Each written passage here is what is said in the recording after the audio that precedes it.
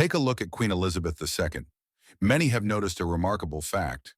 In the last decades of her life, her appearance barely changed. While the internet is full of memes about this phenomenon, but it's not funny at all, let's examine this matter seriously. In the heart of London stands a monument, a memorial to the heroes of the Crimean War. It reminds us of an astonishing aspect of the past. When Britain entered military conflicts, members of the high aristocracy didn't hide behind the backs of common soldiers. On the contrary, they personally led troops into battle, risking their own lives. The aristocracy of those times lived by a special code of honor. In the 17th to 19th centuries, the titles of Baron, Earl, or Duke were held by people who placed honor and duty above the fear of death. They didn't merely accept risk, they sought glory on the battlefield, considering a noble death in combat the finest destiny for a person of noble birth. But look at today's elite. Something has changed, hasn't it? Modern representatives of the upper echelons of society live suspiciously long lives, maintaining their youth and health far longer than ordinary people. So what's their secret? How does the modern elite manage to achieve such longevity? That's what we're going to talk about today. Look at America's political elite and their remarkable longevity. Dianne Feinstein served in the Senate until age 90. Nancy Pelosi is still actively serving in Congress at 84. Henry Kissinger recently passed away at 100, having remained politically active and influential well into his 90s. And right now, we're watching two presidential candidates, both in their late 70s and early 80s, competing for the nation's highest office. In America's power circles, being over 70 isn't just normal, it's common. For these elites, their 70s and 80s are still considered active working years. Chuck Grassley is 90 and still serving as a senator. Mitch McConnell, at 82, continues as a key Senate leader. And this raises an intriguing question. What's their longevity secret? Why do these political elites consistently outlive average Americans by such significant margins? Is it access to the best healthcare? Their wealth? Or is there something else we're missing? Recently in Switzerland, the young Baron Rothschild passed away. And yes, they call him young as he was only 57. Unheard of. The official cause of death is listed as a heart attack, but nobody believes it. A commoner might die of a heart attack at 57, but Rothschilds don't die of heart attacks at 57. People recall that the Baron had business conflicts.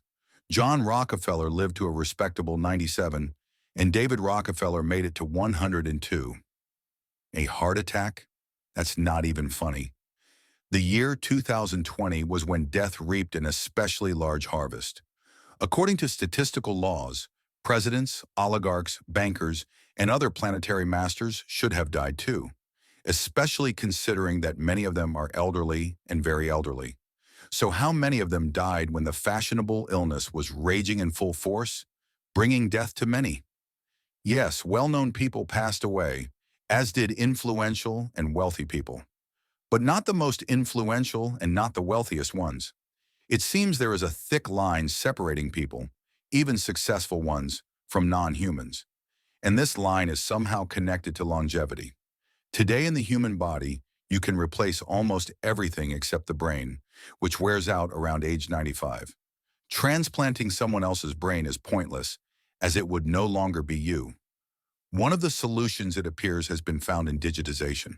While the public discourse focuses on basic internet access for schools, rural clinics, and government offices, what we might call solutions for the masses, billions are being quietly poured into something far more profound.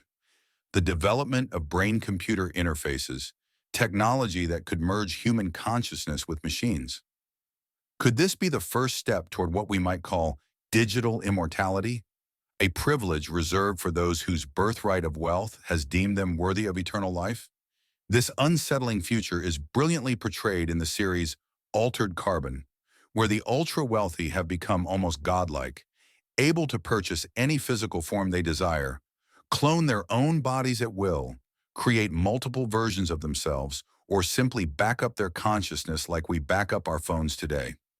It's a chilling glimpse of where this technology might lead us. Certain elite technologies do eventually make their way into the public domain.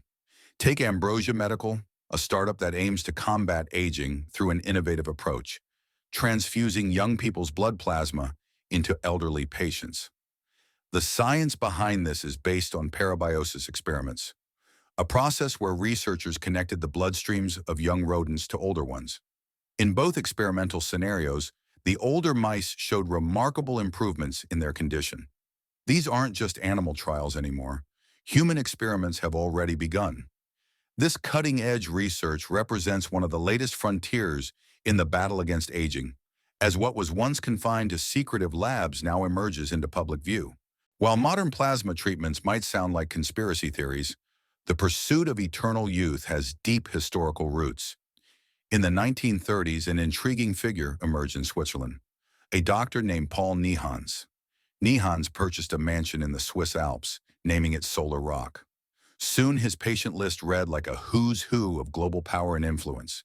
Pope Pius X, Winston Churchill, Charles de Gaulle, Konrad Adenauer, Somerset Maugham, Bernard Baruch, and many others. Curiously, Nihans wasn't a traditionally certified physician, and his background remained shrouded in mystery. He claimed his mother was the illegitimate daughter of Prussian King Frederick III. But what drew the world's elite to his door? His treatment method was remarkably simple. He extracted vital organs from sheep or cow embryos and administered them as medicine to his patients. Each rejuvenating injection came with a hefty price tag of $1,500, making Nihans fabulously wealthy by the end of his life. The results were striking. His elderly patients maintained active intellectual and physical lives until their deaths, seemingly untouched by the usual ailments of aging. However, these animal embryo treatments were just the beginning. Soon, medical practitioners developed an allegedly far more effective treatment derived from embryos of, let's say, non-animal origin. The cost? A mere 5,000th of a gram commands a price of around $200,000. These historical practices raise intriguing questions about the lengths humanity has gone and continues to go in pursuit of extended youth and vitality. The topic of this remedy is quite complex, and we can discuss it in future episodes. But for now, let's examine how scientific backing is being used to justify obvious differences in longevity. Scientists publish studies claiming that the smart and wealthy live longer than the poor and less intelligent. Intelligence and the associated interesting, high-paying work naturally help people maintain a healthy lifestyle. However, for any reasonable person, it's obvious that these scientists have clearly reversed cause and effect. Take, for example, what sociologist Linda Gottfredson from the University of Delaware and psychologist Ian Deary from the University of Edinburgh did. These researchers published several papers proving that the wealthy live longer because they are significantly smarter. In other words, they deliberately justified social inequality by claiming the ruling class's superiority over others. But the poor don't fail to attend prestigious colleges because of their natural lack of intelligence. They simply can't afford to study there. That's all there is to it. But there's an even more complex and fantastically unreal theory that might shed light on why some elite members live so long, maintaining their cognitive and physiological abilities well into old age. The answer might lie in an interview with Karen Hughes, who studied law at York University in Amsterdam from 1980 to 1985.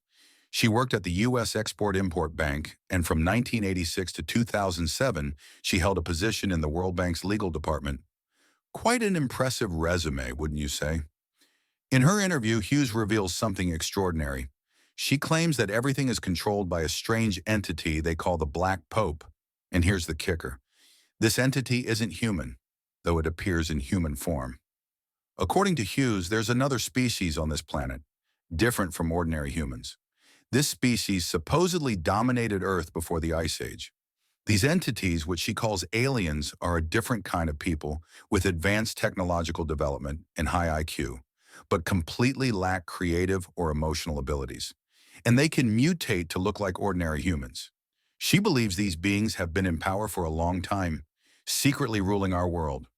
But here's the real question to consider. Whether it's aliens or perhaps something else, something we've known about for a very long time? Share your thoughts in the comments below. If you found this information interesting, don't forget to hit that like button. Share this video with like-minded people, and of course, hit subscribe if you haven't already. See you in the next one.